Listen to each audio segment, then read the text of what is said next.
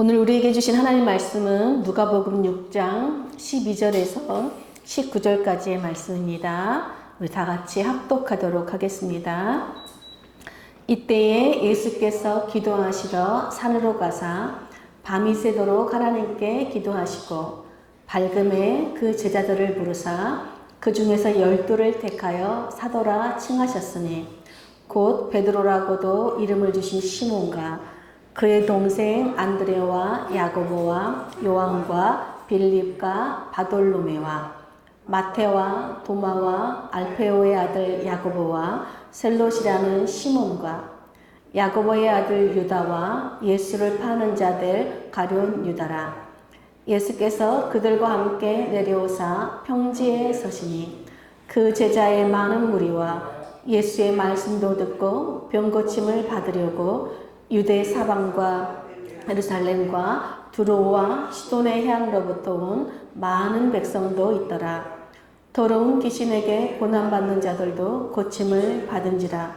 온 무리가 예수를 만지려고 힘쓰니 이는 능력이 예수께로부터 나와서 모든 사람을 낫게 함이로라. 아멘. 오늘은 하나님의 임재 안에 거하는 훈련이라는 제목으로 함께 말씀을 나누도록 하겠습니다. 오늘 본문은 예수님께서 12제자를 부르시고 세우셔서 그들과 사역하시는 장면입니다.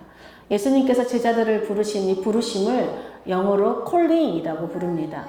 주님의 또 부르심이 콜링에 응답하고 순종하여서 주님께 나오고 주님을 따르는 삶을 사는 것을 영어로는 discipleship, 제자도라고 불러요. 그런데 여러분, 이거 discipleship, 제자도라는 뜻도 있지만 훈련이라는 뜻도 있어요. 즉 예수님을 따르는 제자로 산다는 것은요, 반드시 훈련된 삶이 있어야 된다라는 것을 의미합니다.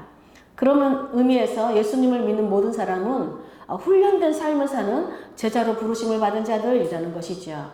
근데도 우리는 훈련이라고 하면 어떤 금욕적인 삶이나 어떤 통제하는 삶을 생각해요. 또 어떤 프로그램이나 세미나를 통해서 교육받는다라고 생각합니다. 그러나 금욕적인 삶이나 어떤 프로그램, 세미나를 통해서 교육을 받는다고 해서 여러분 제자가 되고 다 훈련된 제자의 삶을 사는 것은 아닙니다. 이런 교육이나 어떤 종교 행위가 자체가 우리로 하여금 훈련된 제자의 삶을 사는 본질이 아니기 때문에 그렇습니다. 그렇다면 여러분, 예수님을 따르는 제자로 살기 위한 이 훈련된 삶이란 무엇을 말하는 것일까요? 헨리 나우에는 영적 삶에서 훈련이란 하나님이 활동하실 수 있는 공간을 내는 노력이다 라고 했어요. 그러니까 훈련이란 자신의 삶이 다른 것들로 가득 차지 못하게 하는 일이다.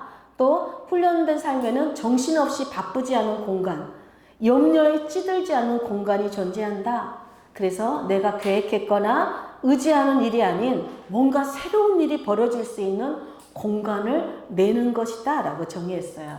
저는 이것을 하나님의 임재 안에 거하는 훈련이다 라고 말하고 싶습니다. 여러분, 오늘 본문에는 그 주님의 임재 안에 거하는 제자로 사는 3가지 훈련이 들어있어요. 오늘 말씀을 통해서 그 3가지 훈련이 무엇인지 함께 살펴보고 우리도 그 주님의 임재 안에 거하는 훈련된 삶을 사는 제자들로 사시기를 축복합니다. 오늘 본문을 보면 밤에 시작해서 그 다음날 아침을 거쳐 오후로 이어집니다. 예수님은 밤에 홀로 산에 오르셔서 밤새도록 하나님께 기도하셨어요. 그런 다음 날이 밝은 아침에는 제자들을 부르시고 12명을 택하여서 사도라라고 칭하셨습니다. 그리고 오후에는 그 제자들과 함께 나아가셔서 말씀을 전하시고 치유 사역을 하셨어요. 여러분, 어떤 사람은 어떤 일을 할 때 먼저 열심히 혼자 일하고 사역을 합니다. 그러다가 혼자 열심히 일하다가 그 일이 막히면 그때서야 사람들을 찾아가서 도움을 청해요. 그런데 사람들에게도 도움이 잘 안 되면 어떻게 할까요? 그때서야 기도하기 시작합니다. 그런데 오늘 예수님께서 보여주시는 모습은 뭐예요? 그 순서는 거꾸로예요. 가장 먼저 밤에 혼자 홀로 기도하시면서 하나님의 임재 안에서 하나님과 함께하는 시간을 가졌어요. 그런 다음에 아침에는 제자들과 즉 하나님의 임재 안에 거하는 신앙 공동체와 함께 하셨죠. 마지막으로 오후에는 그 주님의 임재 안에 임재를 경험한 제자들과 함께 세상 속으로 들어가서 복음을 전하고 치유하는 사역을 감당하셨습니다. 여러분, 우리가 주님의 임재 안에 거하는 제자로 살기 위해서는 이 세 가지가 뭐예요? 기도, 공동체, 사역. 이 세 가지를 훈련하는 것이 매우 중요할 뿐만 아니라 이 순서를 지키는 것도 매우 중요하다는 거예요. 즉 우리가 예수님을 믿는다는 것은 그 주님의 임재 안에 거하는 훈련된 제자로 부르심을 받았다는 것이고, 또 주님의 임재 안에 거하는 그 훈련된 제자로 살기 위해서는 기도와 공동체와 이 사역의 순서를 따르는 훈련이 있어야 된다는 것을 의미하기 때문입니다. 그렇다면 이 순서들을 우리가 하나씩 살펴보도록 하겠습니다. 먼저 우리 12절 함께 다 같이 읽겠습니다. 이때에 예수께서 기도하시러 산으로 가사 밤이 새도록 하나님께 기도하시고, 예수님은 먼저 기도하시기 위해서 산으로 가셨고 산에서 밤이 새도록 하나님께 기도하셨어요. 여러분, 밤은 어떤 시간이죠? 고독의 시간이죠. 홀로 있는 시간이에요. 근데 산은 또 어떤 의미가 있죠? 이스라엘 역사에서 산은 하나님과의 만남의 장소, 즉 하나님의 임재를 체험하는 장소예요. 우리가 알다시피 예수님은 늘 습관을 따라 밤마다 산에서 기도하셨어요. 그러니까 예수님은 모든 삶의 중심이 뭐예요? 늘 하나님과 교제하고 하나님을 만나는 것이 삶의 늘 중심의 모든 일의 시작이었다는 것입니다. 그래서 공생의 사역을 시작하기 전에도 예수님은 40일 금식 기도를 하셨죠. 십자가에 달리시기 전날 밤에도 산에서 밤새도록 기도하셨어요. 그리고 지금 또 제자들을 세우기 위해서도 지금 밤새도록 또 주님은 기도하셨어요. 그러니까 예수님의 모든 사역의 힘과 원천은 바로 기도에 있었어요. 기도는 여러분 하나님과 둘만의 시간을 가지는 이 고독의 공간을 확보하는 거예요. 여러분들의 삶에는 하나님과 단 둘만 교제하고 만나는 여러분 고독의 공간을 여러분은 가지고 계십니까? 하나님과 단 둘만의 고독의 공간이 우리 삶에서 중요한 이유가 무엇입니까? 바로 고독 속에서, 아무도 없는 고독 속에서 정말 하나님 앞에 있을 때 비로소 우리는 세상의 시끄러운 소음으로부터 벗어나 여러분 하나님께서 나의 사랑하는 자야 부르시는 그 하나님의 음성을 들을 수 있기 때문이 그렇습니다. 제가 고등학교 2학년 때 정말 교회 다니는 언니로부터 정말 놀라운 말을 들었어요. 그 언니가 저에게 이렇게 말했어요. 효미야, 기도는 잠잠히 하나님 앞에서 하나님의 음성을 듣는 거야. 하나님의 음성을 들어야지 내 안에 그 하나님이 충만하게 채워주고 하나님이 채워져야, 하나님의 음성이 채워지면 세상이 다르게 보이고 내 삶도 달라져. 여러분, 그 말을 듣는데 제가 정말 심장이 막 뛰더라고요. 하나님의 음성을 들을 수가 있다고? 그래서 그날 밤에 저도 밤 10시에 모두가 조용하고 아무도 정말 저를 간섭하지 않는 그 밤 10시에 제 방에 앉았습니다. 그리고 하나님, 저도 하나님의 음성을 듣고 싶습니다 라고 잠잠히 기다렸어요. 아무 소리도 들리지 않았어요. 그래서 내가 하나님의 음성을 못 듣네. 그 다음에 둘째 날이 되었습니다. 둘째 날에도 밤 10시에 홀로 앉아서 방문을, 혹시 조카들이 들어올까 봐 방문을 잠그고, 하나님, 저도 하나님의 음성을 듣고 싶습니다. 둘째 날에도 하나님의 음성을 못 들었어요. 3일째 밤 10시에 또 앉아서 주님, 저도 주님의 음성을 듣고 싶습니다 라고 기도하는데, 여러분, 제 영혼 깊은 곳에서 정말 부드럽고 따스한 음성이 들려왔어요. 바로 효미야, 내가 너를 사랑한다 라는 음성이었어요. 마치 바람에 그냥 스쳐 지나가는 아주 세미한 음성이었는데 그 음성이 내 영혼을 가득 채웠고 내 전 존재까지 울려 퍼질 정도로 너무나도 충만한 음성이었습니다. 그때 제가 깨달았어요. 와, 하나님이 내 이름을 아시네. 와, 하나님이 내 이름을 불러주시는구나. 정말 그 내 이름을 부르시는, 그리고 사랑한다고 말씀하여 주시는 그 하나님의 음성의 기쁨과 감격으로 인해서 그날 밤에 막 눈물이 쏟아졌어요. 그리고 저도 주님, 제 이름을 아시고 제 이름을 불러주시고 저를 사랑한다고 말씀해 주시니 감사합니다. 저도 주님을 사랑합니다 라고 고백드렸습니다. 여러분, 기도라는 것은요, 나를 사랑하신다는 그 하나님의 음성이 내 영혼 전체에, 내 존재 전체에 울려 퍼지게 하는 거예요. 다른 말로 하면 이것이 바로 하나님의 임재를 경험하는 시간, 경험하는 거예요. 여러분, 우리가 하나님의 음성, 하나님의 임재를 경험하지 않으면 우리는 세상 속으로 들어갈 수도 없고 세상 안에서 참된 평안과 자유를 누릴 수 없기 때문에 그렇습니다. 여러분, 제가 선교사님과 결혼할 때요, 많은 사람들이 다 반대했어. 이 결혼하면 안 돼. 그런데 제가 하나님 앞에 이렇게 두려워하니까 제가 선교사님과 그 많은 반대에도 결혼할 수 있었던 이유는 하나님께서 효미야, 내가 너를 사랑하니 너는 두려워하지 말아라. 나는 이 음성이 있었기 때문에 제가 그 음성을 붙들고 결혼할 수 있었습니다. 또 제가 교회를 시작할 때도 너무 두려워하는 저에게 주님께서 효미야, 두려워하지 말거라. 성령께서 너의 연약함을 다 아시고 도우시고 말할 수 없는 탄식으로 너를 위해 기도하며 함께 할 것이다 라는 주님의 음성이 있었기 때문에 여러분, 여기까지 올 수 있었습니다.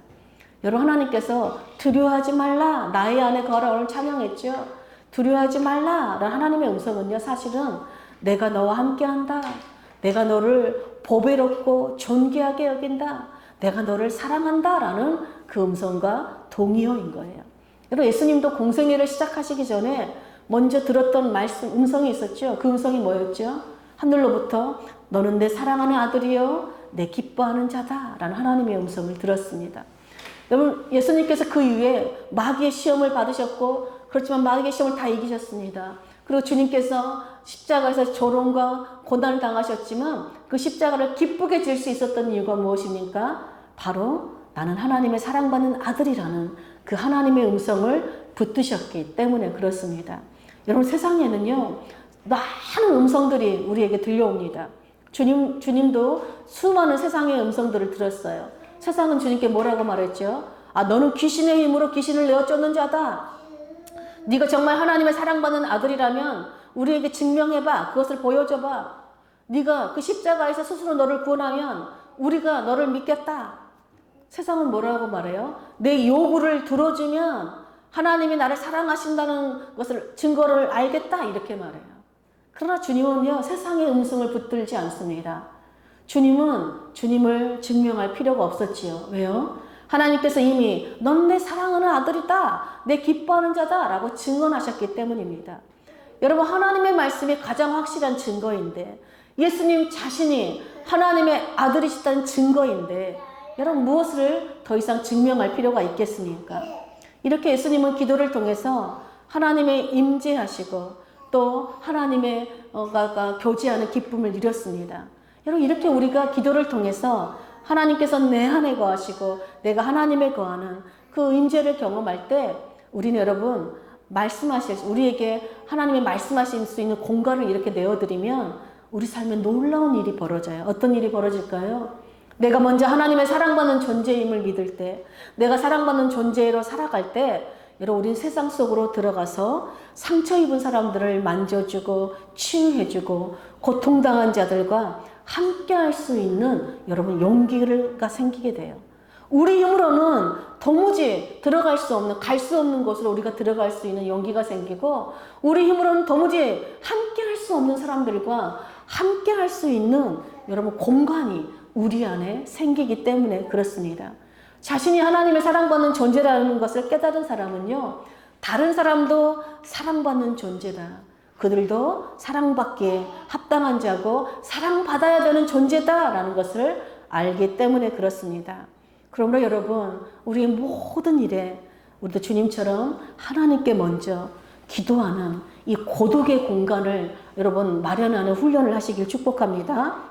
우리가 아버지라고 부를 때 내 사랑하는 딸아, 내 사랑하는 아들아 말씀하시는 그 하나님의 음성을 듣고 하나님의 임재가 내 전 존재에 울려 퍼지는 그 하나님의 임재를 들으시기를 축복합니다. 여러분, 그 하나님의 음성을 듣지 못하면 우리는 끊임없이 세상으로부터, 사람으로부터 사랑한다, 인정받고 칭찬받고 성공을 구걸하는 삶을 살게 되기 때문입니다. 그런 삶에는 평안도 없고 자유도 없습니다. 오직 주님 안에, 주님의 임재 안에 거할 때만 여러분 참된 평안과 자유가 있음을 기억하시길 바랍니다.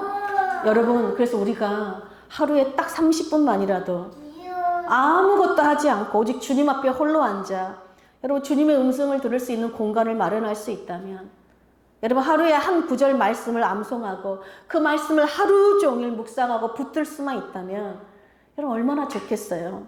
하나님이 우리 말씀이 하나님이 주시는 그 말씀이 우리 내면에 채워져야 비로소 우리가 직장에서 일과 가족들과 친구들 또 하루 중에 만나는 사람들을요 기꺼이 받아들일 수 있는 우리 마음의 공간이 생기게 되기 때문에 그래요.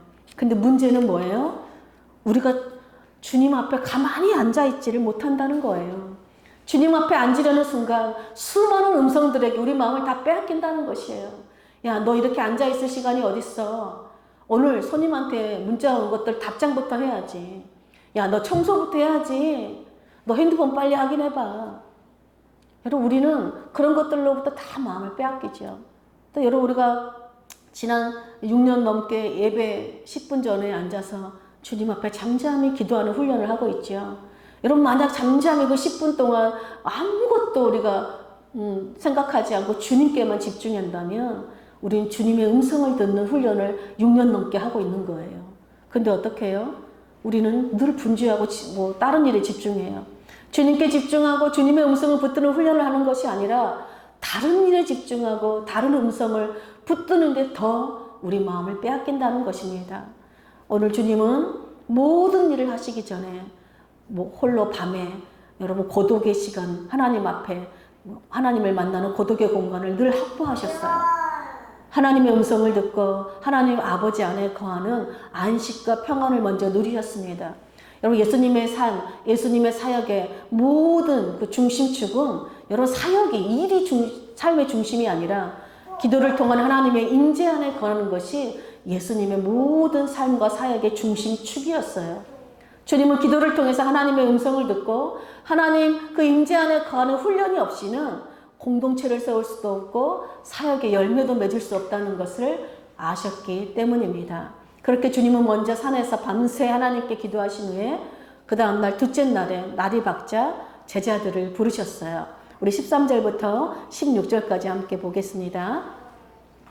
밝음에 그 제자들을 부르사 그 중에서 12를 택하여 사도라 칭하셨으니 곧 베드로라고도 이름을 주신 시몬과 그의 동생 안드레와 야고보와 요한과 빌립과 바돌로메와 마테와 도마와 알페오 아들 야고보와 셀롯이라는 시몬과 야고보의 아들 유다와 예수를 파는 자들 가룟 유다라. 여러분 주님은 제자들을 어디로 부르셨어요? 주님이 계신 산으로 부르셨어요. 그리고 그 12명을 택하여 사도라 칭하셨습니다. 여러분 산으로 부르셨다는 건 뭐예요? 예, 단순히 산으로 불렀다는 것이 아니라 주님이 계신 곳, 주님이 자신에게로 부른 거예요. 하나님의 임재 안에 거하는 주님께로 부르신 것입니다. 그런데 여러분 주님이 부르신 제자들의 이름을 보면요. 그야말로 각양각색의 사람들입니다. 제자들 중에는요. 성격이 그야말로 충동적이고 직선적이고 다혈질인 사람도 있었어요. 또 나라와 민족을 배신하면서까지 지배국인 그 로마에 충성하고 빌붙어 살던 사람도 있었어요. 또 돈에 눈이 멀어서 예수님을 배신할 사람도 있고 자기 눈으로 직접 보지 않으면 도무지 믿지 않는 현실주의적인 사람도 있었어요. 또 로마로부터 독립을 열망하던 그 열심 당원에 속한 사람도 있었고 또 가난한 사람, 못 배운 사람, 천한 직업을 가진 사람들도 있었어요. 여러분 이 제자들의 이 명단을 보면 이것만 보면 이 사람들이 정말로 정말 주님의 공동체로 살아갈 수 있을까? 정말 의심이 들 정도예요. 그런데 여러분 성경은 지금 제자들의 명단을 통해서 우리에게 무엇을 알려주시고자 하실 걸까요? 여러분 주님의 제자가 되기 위해서 필요한 것은 어떤 은사나 능력이나 또 어떤 재력이나 학력이 요구되지 않는다는 것이에요. 예수님을 믿으면 누구나 예수님의 제자로 부르심을 받았다는 것이에요. 그러므로 예수님의 제자로 살기 위해서 우리가 해야 할 일은 하나밖에 없어요. 그게 뭘까요? 내가 제자로서 얼마나 자질과 능력이 있는가 없는가가 아니라 주님이 부르신 자리로 순종하여서 주님께 나아가는가예요. 부르신 자들이 주님께 나왔습니다. 여러분, 주님의 부르심에 순종하는 것이 주님의 제자로 사는 능력이라는 것을 여러분 기억하시기를 축복합니다. 여러분 그런데 주님의 부르심에 순종한 12명의 제자를 주님께서 이렇게 제자로 사도로 따로 세우신 이유가 무엇일까요?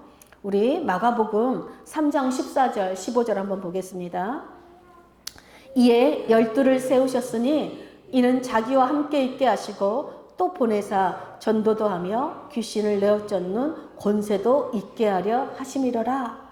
여러분, 주님께서 제자들을 부르시고 세우신 이유는 뭐예요? 먼저 주님과 함께 하시기 위함이라는 거예요.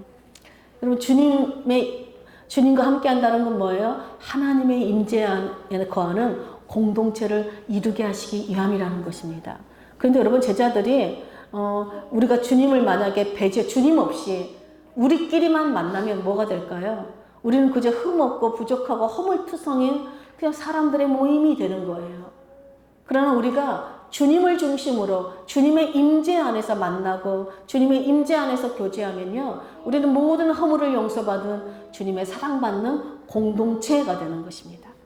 그러니까 우리끼리 모이면 그냥 사람의 모임일 뿐이지만 주님만에서 주님을 중심으로 모이면 공동체가 된다는 것입니다. 여러분, 보네포 목사님은 이렇게 말씀하셨어요. 그리스도인은 사람을 홀로 만나지 않고 늘 그리스도의 임재 아래서 만난다 라고 말씀하셨어요. 저도 누군가를 만나려고 하면 늘 주님, 저와 함께 가셔서 그곳에 임재해 달라고 늘 기도하고 갑니다. 그래야 어떤 일이 일어날까요? 주님의 임재 안에서 주시는 주님의 음성을 서로 들을 수 있는 것입니다.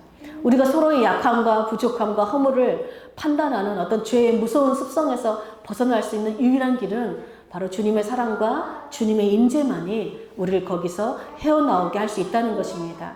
그러므로 여러분, 내가 하나님의 사랑받는 자녀임을 모르는 사람, 그리고 주님의 임재 안에서 사람을 만나고 교제하지 않은 사람은요, 끊임없이 사람에게서 사랑을 갈구하거나 나와 조금이라도 다른 사람은 공동체로 받아들이지 않아요. 또 나보다 조금 더 잘난 사람이 있으면요, 시기와 질투심에 사로잡히게 되는 것입니다.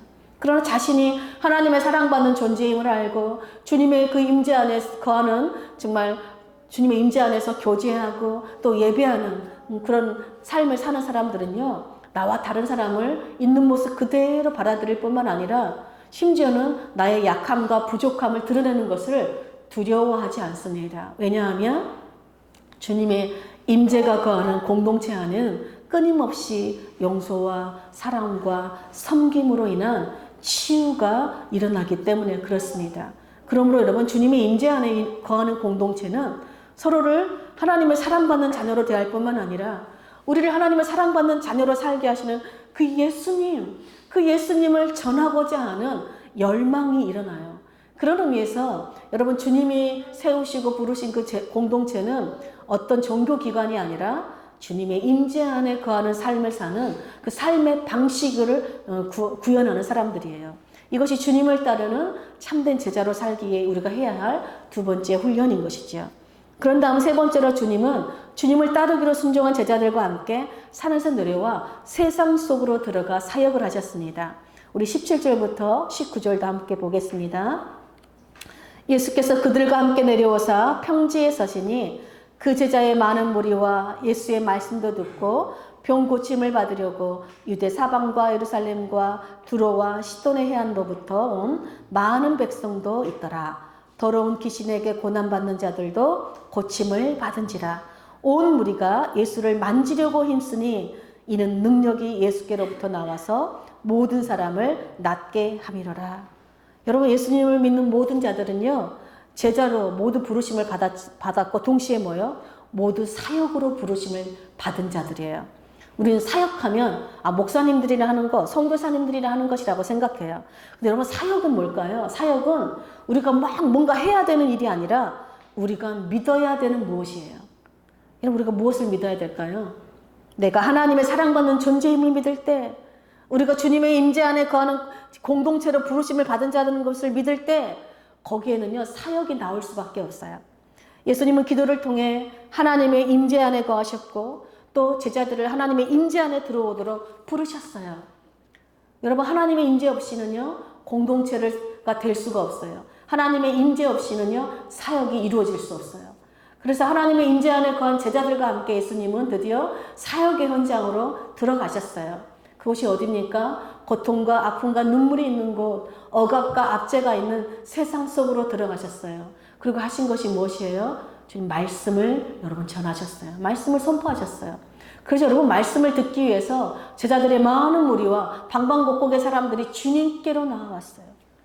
여러분 말씀이 있는 곳에 여러분 하나님의 임재가 있고 하나님의 임재가 있는 곳에 여러분 사람들이 나온다는 것이에요. 병든 자들과 더러운 귀신 든 자들이 여러분 하나님의 임재 안에서 고침을 받았고 주님이 만져주신 자 또 주님을 만지는 사람은 누구나 치유되었어요. 놀라운 사역이 일어났어요. 근데 성경은 이 사역의 결과가 뭐라고 말해요? 예수님으로부터 능력이 나왔기 때문이다 라고 말씀해요. 여러분 예수님께로부터 나온 이 능력의 근원이 여러분 무엇입니까? 바로 하나님의 음성을 듣고 하나님의 말씀에 순종하시는 그 주님과 함께 하시는 하나님의 임재가 주님의 말씀을 듣는 자들 또 주님이 만져주시고 주님을 만지는 자들에게 임한 거예요. 여러분 하나님의 임재가 있는 곳 그것이 하나님의 능력과 권세가 통치하는 하나님의 나라이기 때문에 그렇습니다. 여러분 너는 내 사랑하는 자녀다 라고 하신 하나님의 말씀을 믿고 또 하나님을 사랑하는 자녀를 살면요 우리 내 안에서 하나님이 임재하세요. 그리고 나와 함께 하신 하나님의 그 임재가 나를 살리고 치유하는 능력이 될 뿐만 아니라 여러분 다른 사람을 치유하고 살리는 능력이 된다는 것이에요. 우리에게서 능력이 나가는 것이 아니라 하나님이 임재 안에서 그 하나님 안에서 그 능력이 나가는 것이에요. 여러분 우리의 사역은 이것을 믿고 순종하는 것이 우리의 사역이에요. 여러분 주님은 제자들을 곧 떠나시게 될 거예요. 물리적으로 제자들과 함께하지 않을 때가 옵니다. 그때 제자들은 내가 너희와 영원히 함께 하신다는 주님의 말씀을 붙들고 세상 속으로 나아가서 말씀으로 우리와 함께 하시는 그 주님의 임재를 발현하고 살아나가야 돼요. 이것이 제자로 부르심 받은 우리가 훈련해야 할 사역인 것입니다. 여러분 우리는 내 뜻대로 일이 풀리지 않으면 어떻게 생각해? 가장 먼저 하나님이 나를 사랑하지 않는 것 같아 라고 생각하지요. 또 우리가 어떤 고난을 당하면 사람들이 뭐라고 말해요? 야 하나님이 너를 사랑한다면 어떻게 너를 그렇게 고난 가운데 둘 수 있냐? 이렇게 말하기도 하죠. 여러분 우리가 세상에는요 우리가 붙들지 말아야 할 음성들이 너무 많아요. 그때 여러분 우리가 해야 될 일이 뭐냐면 하나님 앞에 나아가는 것이에요. 하나님 앞에 기도하는 것이에요. 그때 하나님의 임재 안에서 하나님이 우리에게 들려주시는 그 음성을 붙드시기를 여러분 축복합니다. 여러분 우리 모든 삶의 중심축은 여러분 세상의 소리가 아니에요. 나를 하나님의 사랑받는 자녀로 살게 하시는 그 예수님, 내가 너와 영원히 함께 하신다고 말씀하시는 그 예수님의 말씀을 붙들고 사는 것이 우리 세상의 중심축이 되시기를 축복합니다. 여러분 예수님은요 내가 하는 일을 너희들도 할 것이다 라고 말씀하셨어요. 또 그보다 더 큰 일도 하겠다라고 말씀하셨어요.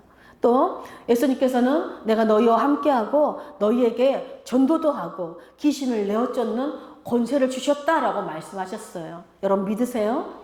예수님께서는요 아버지께서 나를 보내신 것 같이 이제 나도 너희를 보내노라 라고 말씀하셨어요.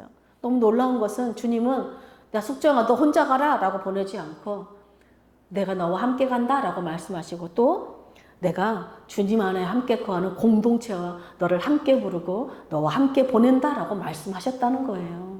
얼마나 감사합니까?